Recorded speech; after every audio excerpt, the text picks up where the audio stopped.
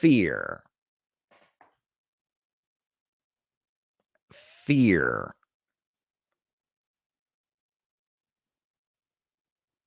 Fear. This is something that gets in the way of the greatest revolutionaries, the greatest potential revolutionaries. Fear.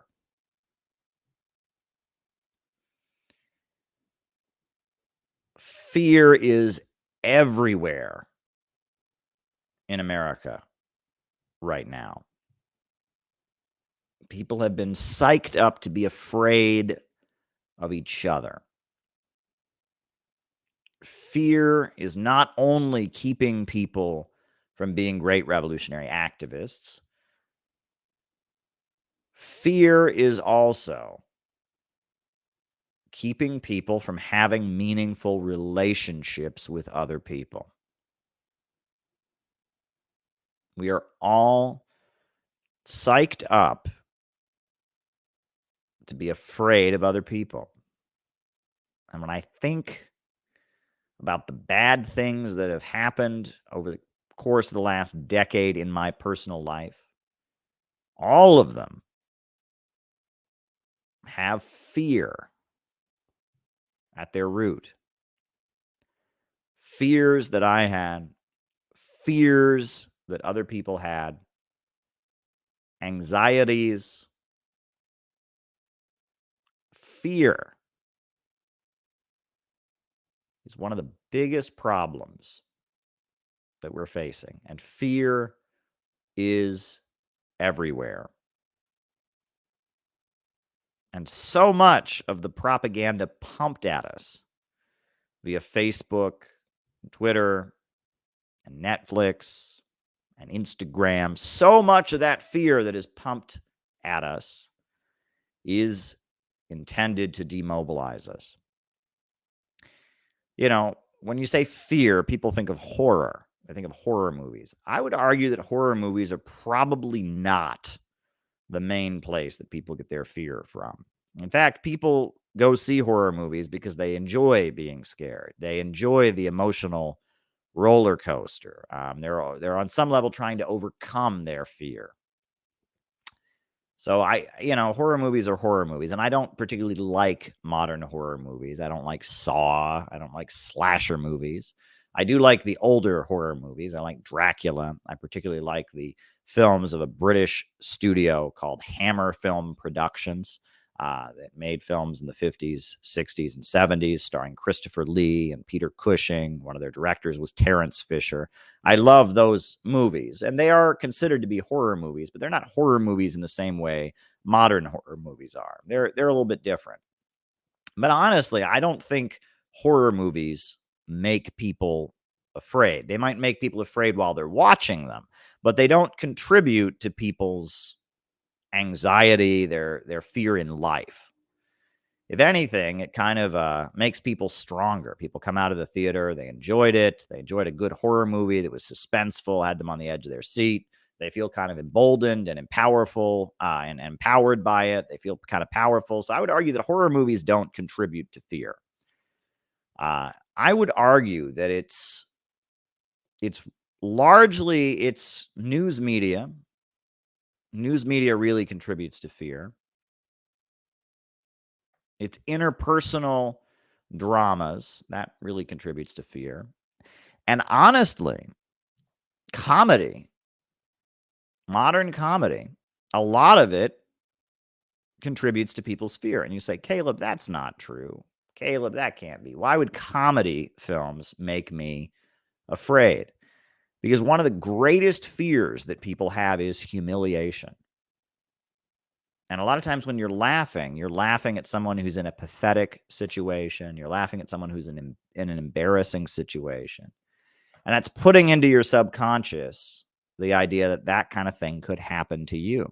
And fear of embarrassment, fear of humiliation, fear of having your weaknesses revealed is one of the greatest fears that people live with. Fear is all around us, and fear is demobilizing. When I tell people that Twitter isn't real, Facebook isn't real, Instagram isn't real, what I'm trying to get you to understand is that people don't act that way in the real world. In the real world, when you see another person,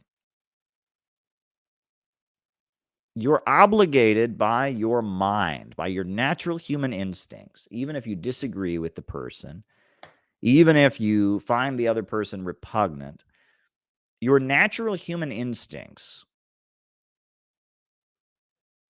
require you to give that other person who is in your presence some kind of empathy. You are forced to recognize that other person's humanity. Even if you don't like them, even if you're pumped full of hate, it's much harder to hate a person who is in your presence.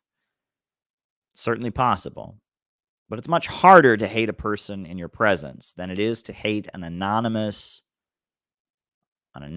thing on the internet. And when people hide behind that anonymity of the internet, when people start arguing with another anonymous voice on the internet, the worst instincts of people come out. And the way people act on Twitter, and the way people act on Facebook, and the way people act on Instagram is not real. Because in real life, people don't act that way.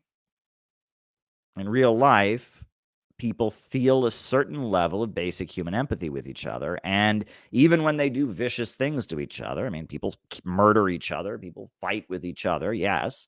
But even when those things happen, they have a very different dynamic to them.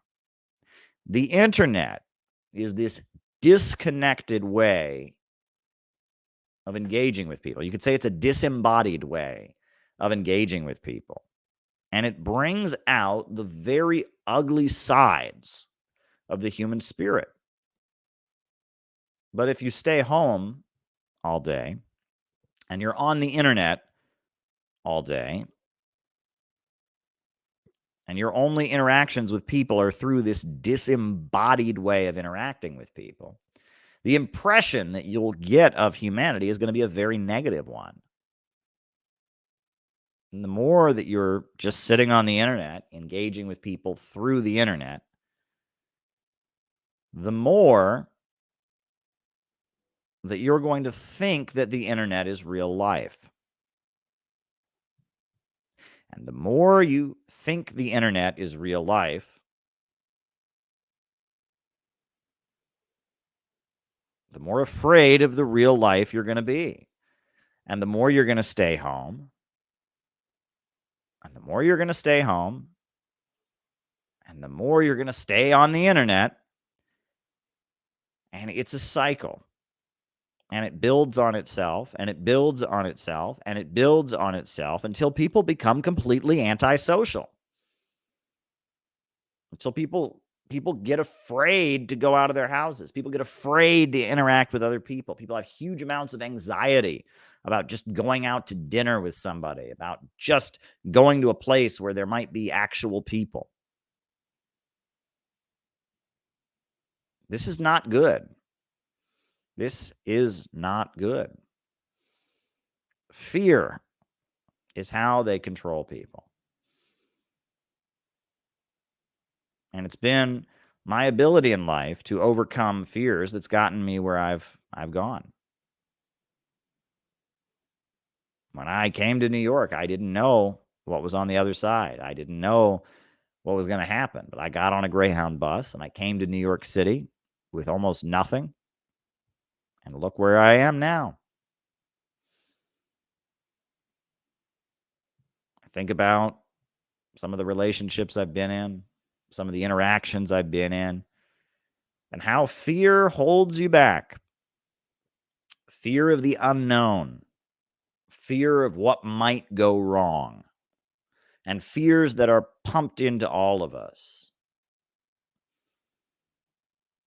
Fears of connecting with other people. fears of things not going well, because the reality is sometimes things don't go well. Sometimes you try something you haven't done before and it doesn't go well. And sometimes you think, I never want to do this again. But other times you try something for the first time, it doesn't go so well, but there was something about it you liked.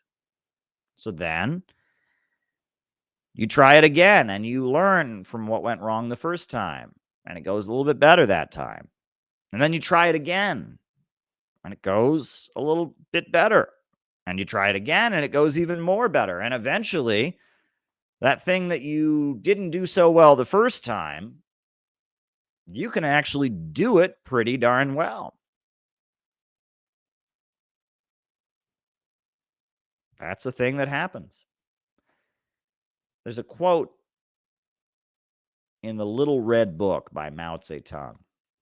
Mao writes, and he's not the author of this quotation. He says it's a widely used Chinese proverb. He who does not fear death by 1,000 cuts dares to unhorse the emperor.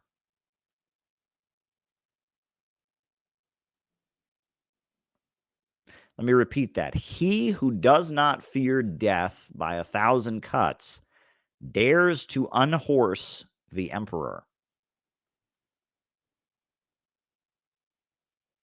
And that was an expression in China about how when people are not held back by fear, they're able to do almost impossible things.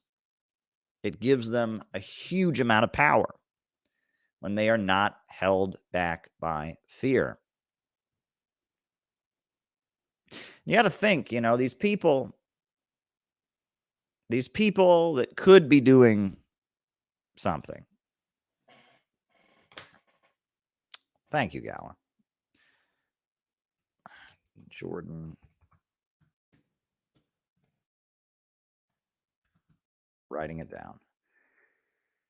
These people that could be doing something.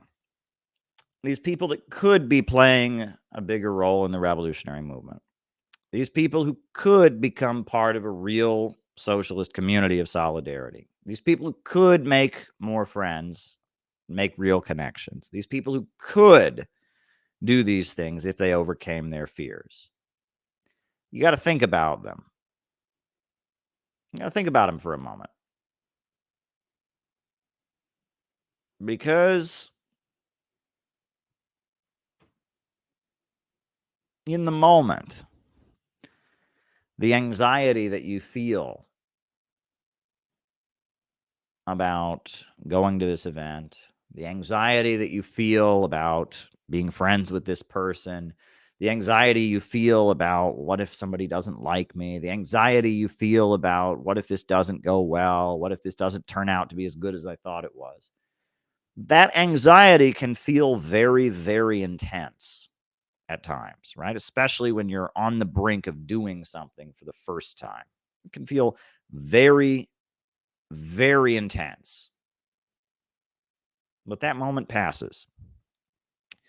And you go and do what you were anxious to do. And either it turns out to be bad and then you stop and you don't do it again, or you do it differently, or you go and do it and you had a good time. And that's it. And it's over. And you tried it. That thing you were afraid to do, you tried to do it. And it either went well or it didn't. And if it went well, you won out. If it didn't, you learned something. You'll either do it differently next time or you won't do it. You learned. But that's it. It's done. It's over. However, if you don't do it, if you get into the habit of not doing things, if you say no over and over and over again, and you don't do it, and you don't do it, and you don't do it, and you don't do it, and you don't do it, and you don't do it, and you don't do it, and you don't do it, and you don't do it, and this continues year after year after year after year, and you don't do it, and you don't do it, and you don't do it, pretty soon you're going to be in a situation where you're not happy with your life. And you're going to be disappointed. And you're going to sit there and say, why didn't I? I coulda, I shoulda, but why didn't I just? And that feeling that you'll have after years of never overcoming your anxiety, that feeling that you'll have after years of letting yourself get in your own way, that feeling will not be temporary. That feeling will be quite permanent. It'll be quite hard to undo.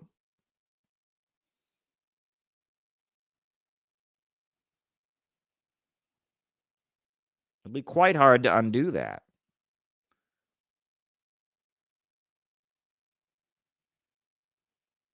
It's worth thinking about.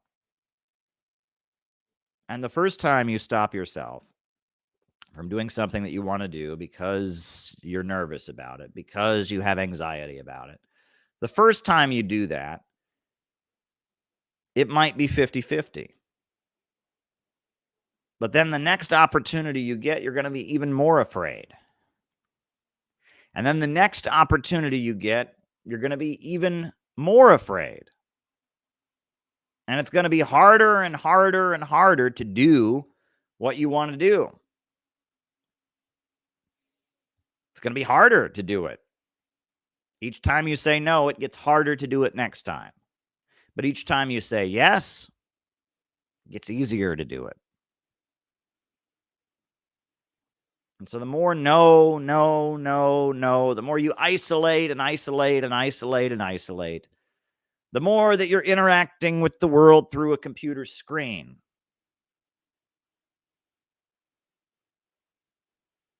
The more that your anxieties prevent you from going and connecting with other people or trying things you haven't done, the worse things get. Fear is like a snowball that's rolling down a hill and picking up more and more and more and more and more snow.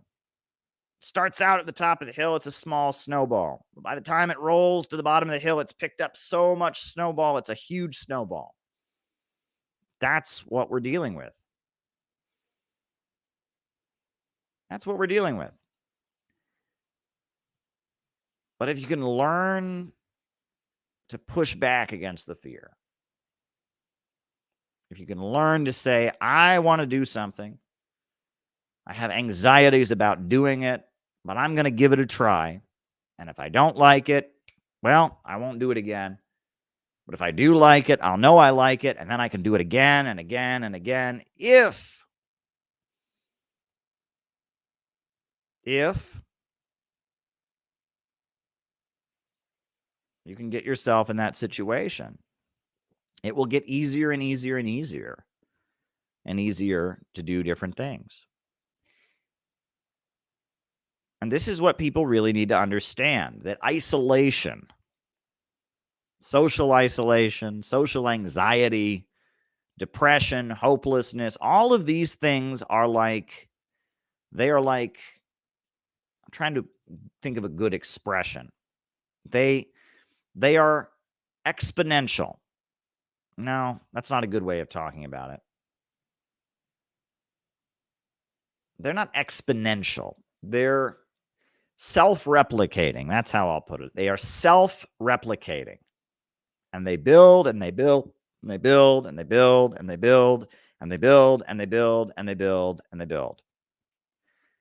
And sometimes when things happen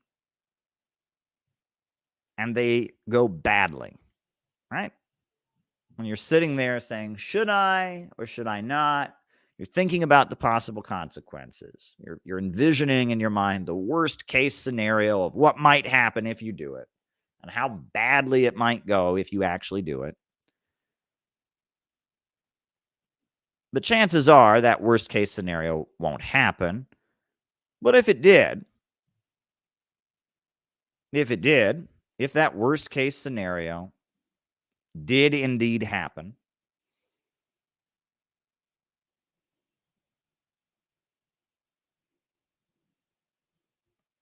in a way, You would grow from that. And that worst case scenario that you experienced, the next time something like that worst case scenario happened to you, it wouldn't bother you as much because you'd been through it once. First time I got arrested at a demonstration was quite unnerving. I'd never been arrested before. After that, the next time I got arrested, not a big deal. I mean, it was certainly a big deal, and getting arrested is a big deal, but it wasn't as big of an anxiety-provoking situation as it was the first time because I knew what was going to happen. I'd been arrested before. There's other examples of this you can give. So even if the worst case scenario plays out, you will be more immune from that worst case scenario than you were before. And in a way, if your worst fear comes true, if the very thing that you were afraid of happens, if your worst fear manifests itself and comes out of your nightmare into reality, in a day or two, you'll have adjusted. And you will have, in a way, overcome your worst fear. Did you know this? You will have, in a way, overcome your worst fear by experiencing it. Your worst fear, your worst nightmare, the worst case scenario will have happened. You will have gotten through it if you don't die. And then you will come out of that situation having lived through your worst fear, having experienced it, having come out the other side. And then you won't be as afraid of your worst fear.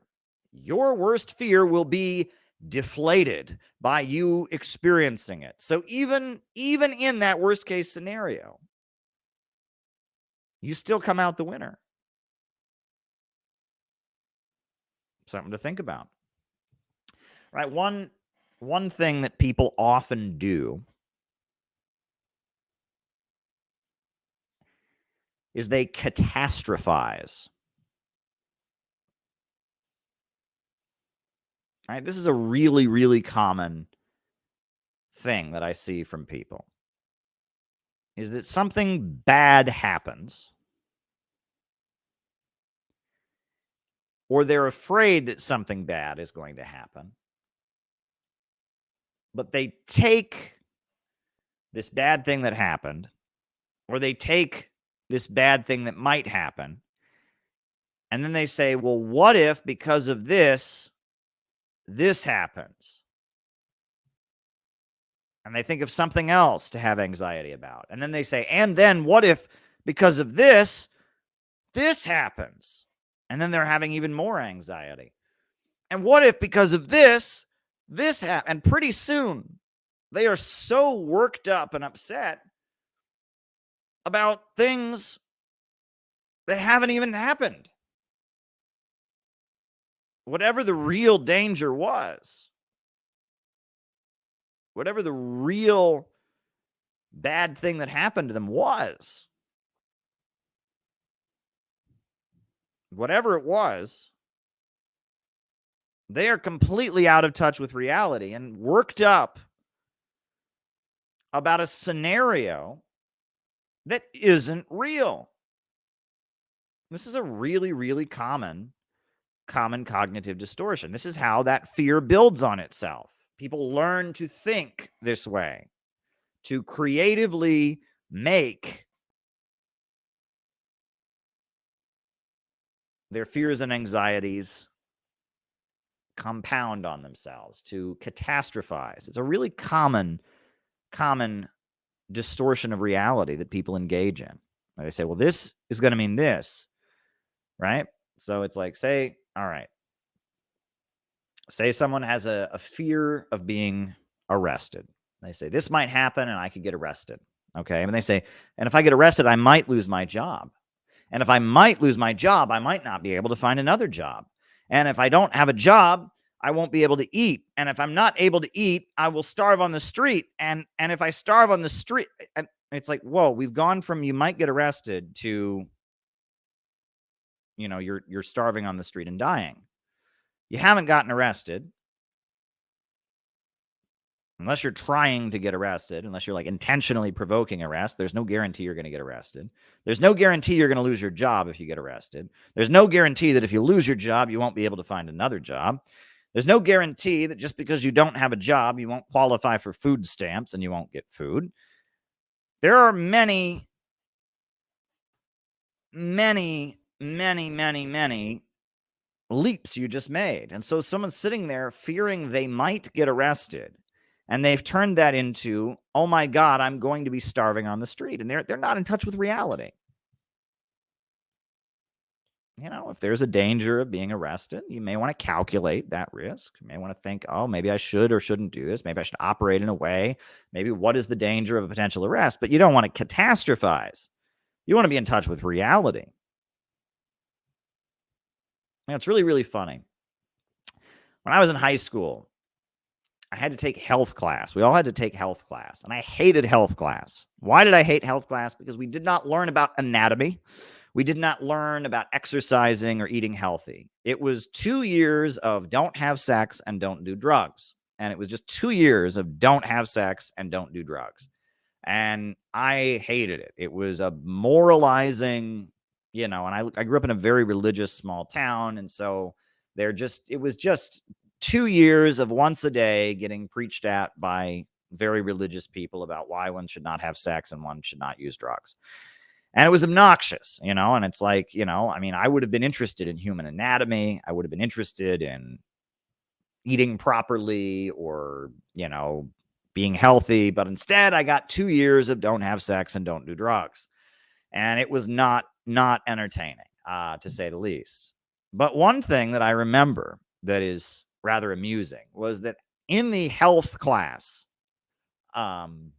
that I was in, and this shows you how my mind has always worked. There's always been something about me that is just, I don't know what the word is, but they had various posters in the classroom, about the dangers of cigarettes, the dangers of alcohol, the dangers of STDs and teen pregnancies. They had one poster that hung on the school wall. And it said, what single moment could be worth a life sentence? And I would always look at that. What single moment could be worth a life sentence? And in my mind, I would imagine like the end of Braveheart, the movie with Mel Gibson, where he's like being executed and he's like, freedom, right? Or I would think about, Jesus Christ being nailed to a cross. Or I would think about like great revolutionary leaders who were killed in battle. And I would see that poster. And I thought that poster was about, being heroic, right? What cause could be so good that you would want to die for it? What would you want? I thought it was about martyrdom. That's what I saw in the poster, right? I thought the poster was about martyrdom. What single moment could be worth a life sentence? I thought about like find a cause, find something that you're willing to die for and sacrifice for. And I found out that's actually not what the poster was intended to say. That's not what it actually said. It was intended to make you not get into the car when someone's drunk driving. It was intended to make you not have sex with your boyfriend and get pregnant out of wedlock, right? That's what it was intended to say. It was like, there's no moment of pleasure, no moment of fun if it'll ruin your whole life, kid. That's what it was meant to say. But that's just not how my mind worked. That's just not how I understood things. Right? I saw this poster and it said, what single moment could be worth a life sentence? And I saw that and I thought martyrdom and sacrifice and heroism. And I looked at that and I completely took it the wrong way. I got the exact opposite message from the poster. And maybe I revealed too much about myself. That's the exact opposite message that you were supposed to get from the poster. But I think about how I read the poster wrong. I misinterpreted the poster. right? What single moment could be worth a life sentence? And I thought, I just completely misinterpreted the poster. But I think about that, folks, and I smile because the part of my mind that misinterpreted that poster, the part of my mind that read that poster wrong, that is the part of my mind that has gotten me where I am today. I would never have gotten from a tiny little hillbilly redneck town in Ohio to Cleveland. I would have never gotten from Cleveland to New York.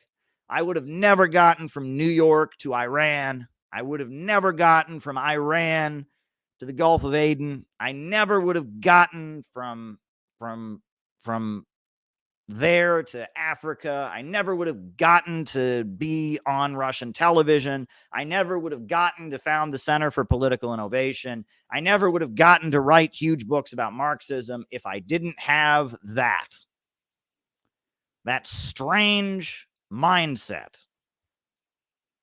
that views the world to some degree or other as an adventure, that views things almost as a challenge.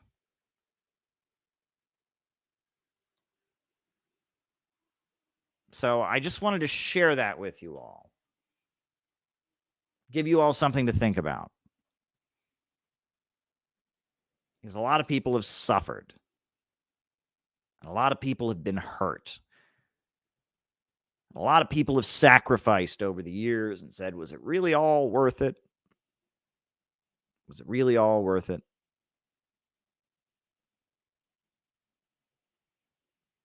There's a lot of people who have regrets. They took risks. They made decisions they wish they had not made.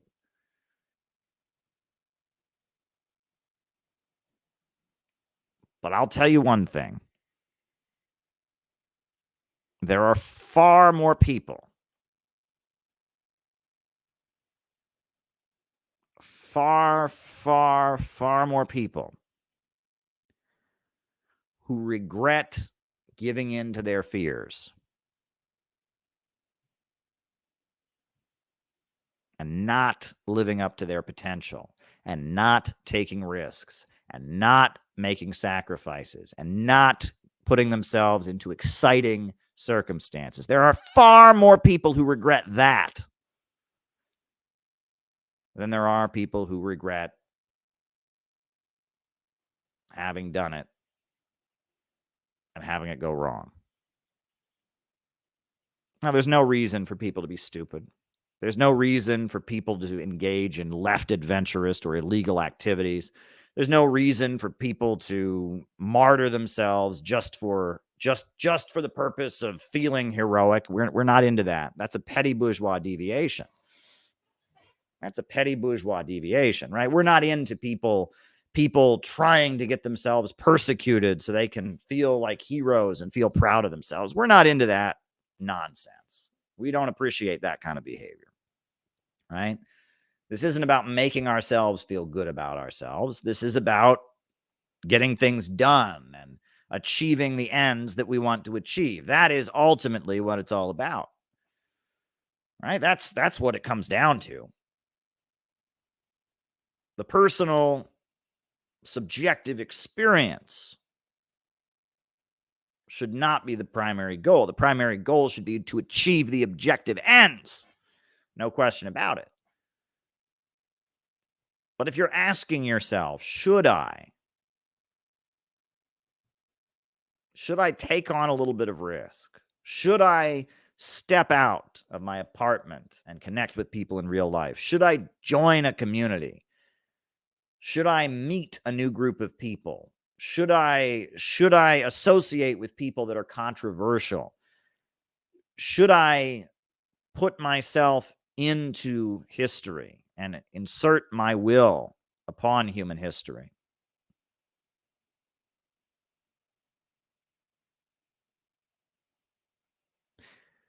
You're far more likely to regret not doing it than you are to regret doing it.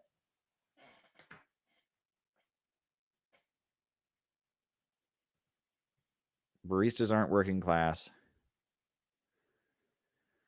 And you comment on the whole baristas aren't working class talking point. It's been circulating infrared. I'm curious if there's an actual Marxist origin.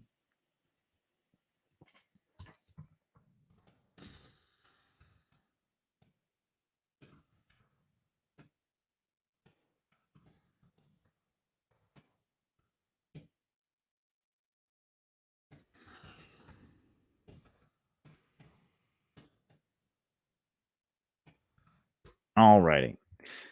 That's what I just wanted to say. I just wanted to comment on all of that and encourage people not to be paralyzed by their own fears. Not to be paralyzed by their own fears. And since a lot of this was just kind of personal, self-helpy, I'll relate it to politics. I'll relate it to politics before I end my opening remarks. If you read What Is to Be Done, which is Vladimir Lenin's his quintessential key work, What Is to Be Done, Vladimir Lenin was responding to a trend that existed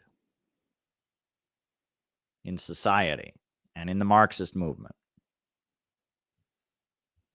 Thank you very much. There was a trend that existed in the Marxist movement at the time. Karl Kautsky, Plekhanov, a trend that argued that it would just kind of happen. Historical inevitability that capitalism will just kind of naturally turn into socialism. Just like feudalism just kind of naturally turned into capitalism, just like slavery just kind of naturally turned into feudalism.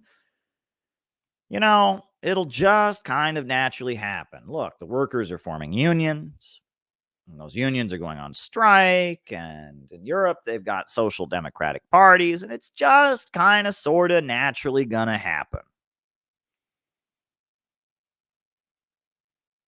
Just gonna naturally happen.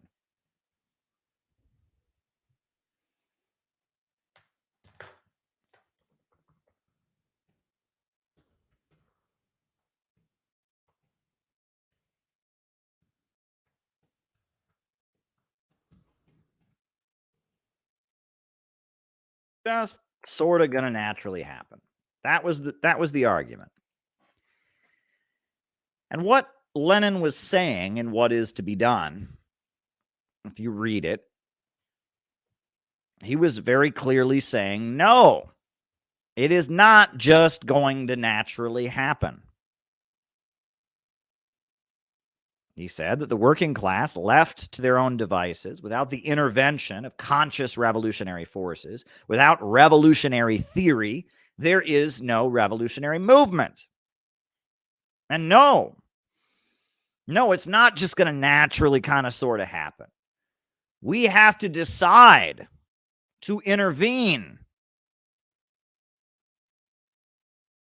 We have to decide to intervene and make it happen.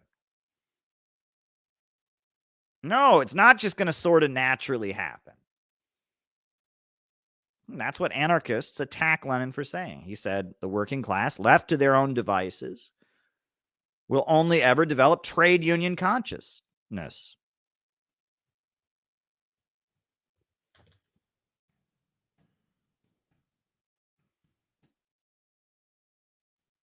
The working class, left to their own devices, will only ever, develop trade union consciousness.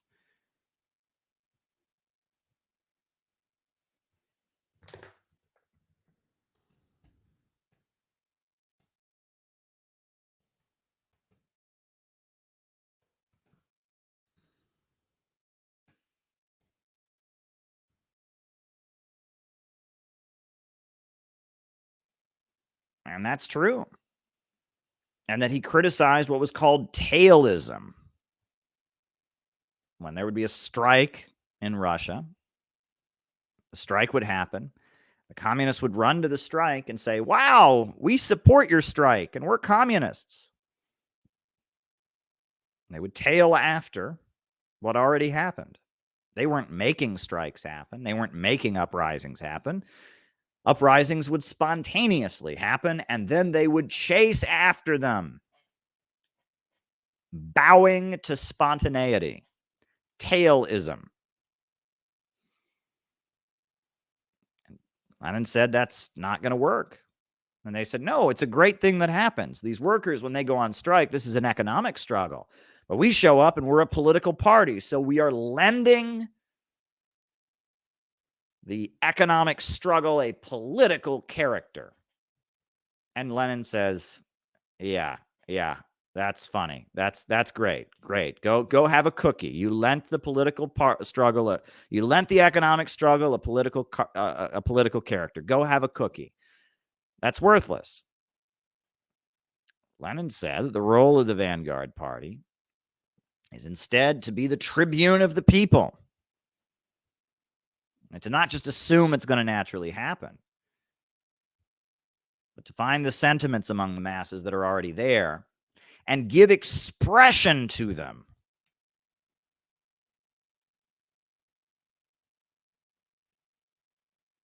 And escalate them. And transform the day-to-day struggles into a struggle against the entire system. And it was Bolshevism that said, no, we must insert ourselves into history. What is to be done? The whole point of the book is we got to do it. It's not just going to naturally happen. We got to get serious so we can win this thing.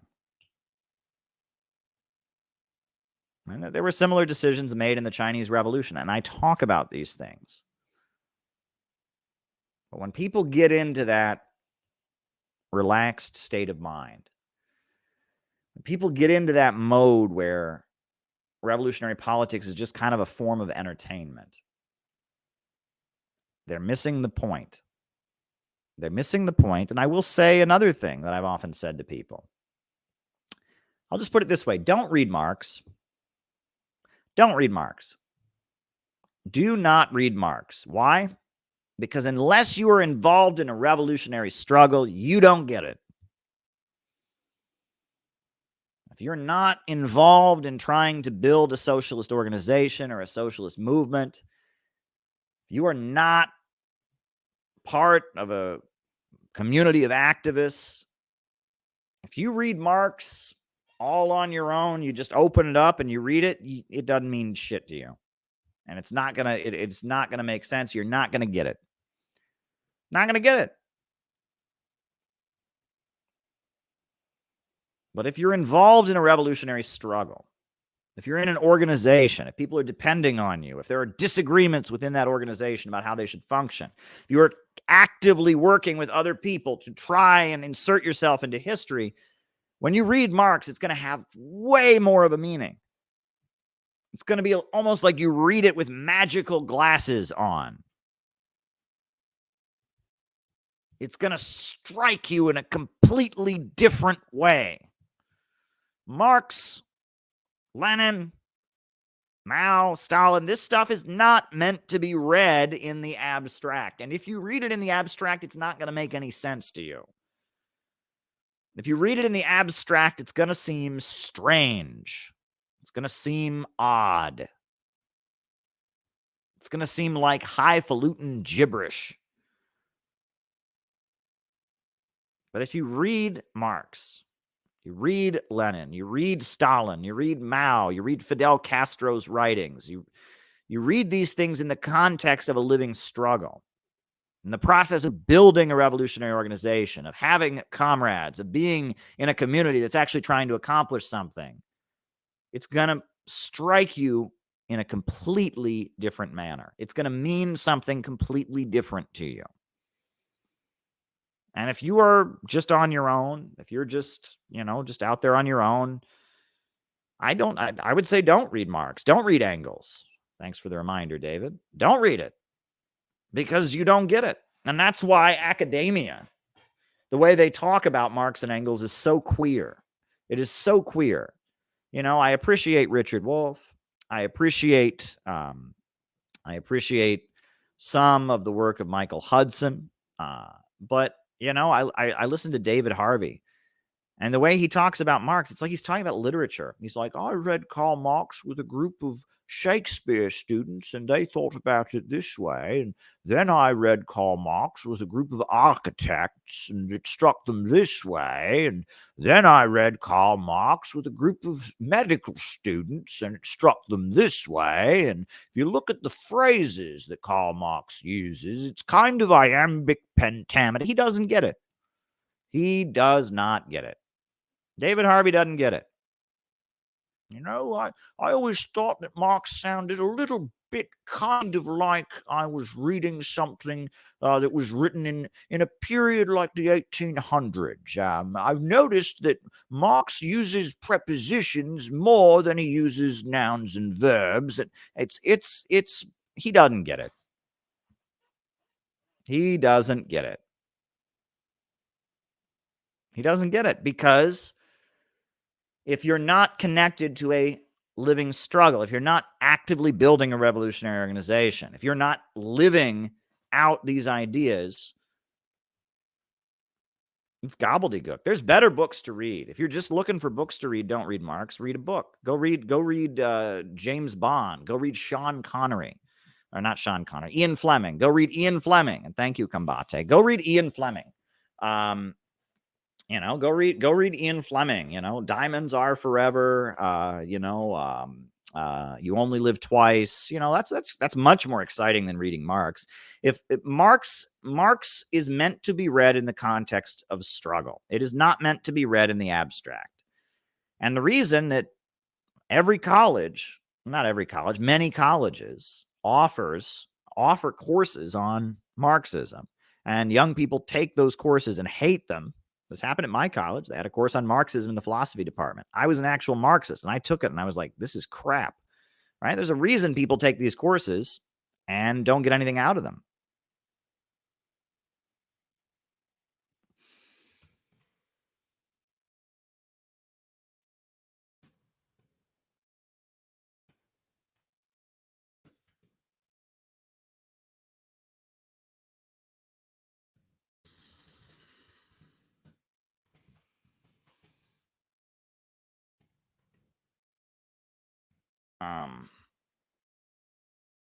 There's a lot of reason people take these courses and they don't get anything out of them, because what they're taking, what they're reading, they don't have any place to apply it. And everything that Karl Marx wrote was written in the context of struggle, and it was meant to be read by people who were engaging in struggle. You know, if you've never been on the ocean, you've never been on a boat, and somebody handed you a manual for sailing, you wouldn't make heads or tails of it. I mean, you might be able to read it, but it wouldn't be very interesting to you, number one. And number two, you wouldn't exactly get it, because you'd be like, okay, so, you know, when I'm on the ocean, I do this. But if you're a sea captain, if you're in the Navy, if it makes a lot more sense. And that's my point.